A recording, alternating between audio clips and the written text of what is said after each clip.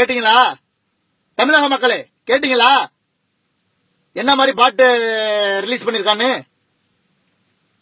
எல்லாம் பாத்துக்கிட்டு இருப்பீங்க, கேட்டுக்கிட்டு இருப்பீங்க. அவ்வளவுதான். அப்துல் கலாம் 2020 இந்தியா வல்லரசாயிடும், அது யாரால? இளைஞர்களால தான் முடியும் அப்படின்ற ஒரு நம்பிக்கையோட அவர் போயிருக்காரு. தமிழ்நாடு இப்ப ரொம்ப நிலைமை மோசமா இருக்கு.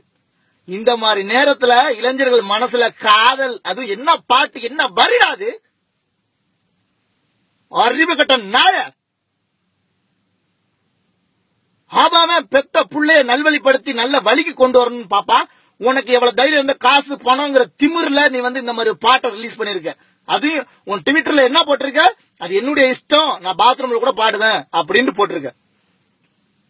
கருத்துள்ள பாட்டை பாடு, மக்களுக்கு விழிப்புணர்வு உள்ள பாட்டை பாடு.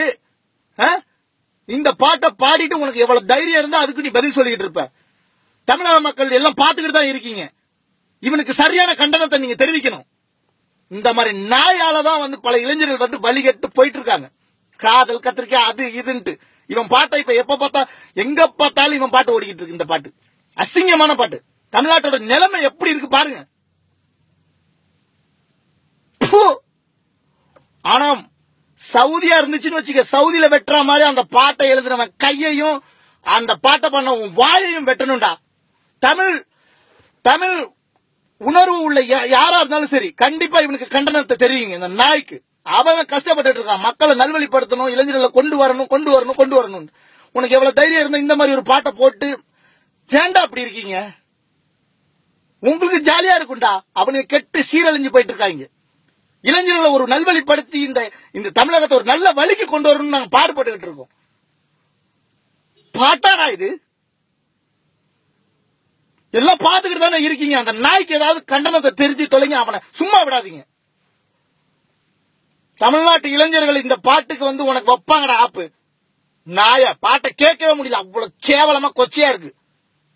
சின்ன சின்ன குழந்தைங்க முதல் கொண்டு இப்ப ஒரு பாட்டு வந்துச்சுன்னா அதோட அர்த்தம் என்னன்னு கேக்குது. எல்லாருக்கும் கெட்ட வார்த்தை சொல்லி கத்து கொடுத்துக்கிட்டு இருக்கியா? வெக்கங்கட்ட நாய, நீ எல்லாம் ஒரு தமிழ்நாட்டுல பிறந்தவனாடா? தொப்பு கட்ட நாய, வெட்ட வேண்டாம் உன்னெல்லாம். சவுதியா இருந்துச்சுன்னு வச்சுக்க, உன்னை வேண்டாம். அவ்வளவு கோவம் வருதுங்க. நம்ம எவ்வளவு நம்ம தமிழ்நாட்டை நல்ல வழி கொண்டு போகணும்ட்டு அவன் கஷ்டப்பட்டு இருக்கான். இந்த இளைஞர்களை நல்வழிப்படுத்தி நம்ம கொண்டு வரணும், இளைஞர்கள் ஆட்சி வரணும், என்னென்னமோ நம்ம நினைச்சுக்கிட்டு இருக்கோம். அவரும் சொல்லிட்டு போயிருக்காரு அப்துல் கலாம். ஆனா இவன் இந்த பாட்டை விட்டுட்டு தெனா விட்டா இவன் இருக்கான். நம்ம எல்லாம் பாத்துக்கிட்டு இருக்கோம். இன்னும் இப்ப இந்த பாட்டை விட்டவன் நாளைக்கு வேற எந்த மாதிரி வார்த்தையில கூட வரலாம். அதனால இது ஆரம்பத்திலே கிள்ளி எறிங்க.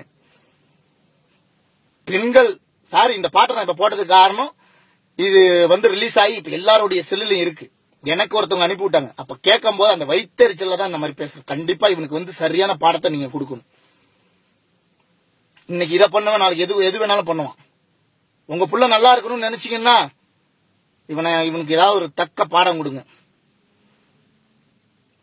இந்த நாயை பத்தி பேச, இந்த நாயோட படத்தை இனிமேல் எவனும் பார்க்க கூடாது. கம்யூனிட்டி பயல.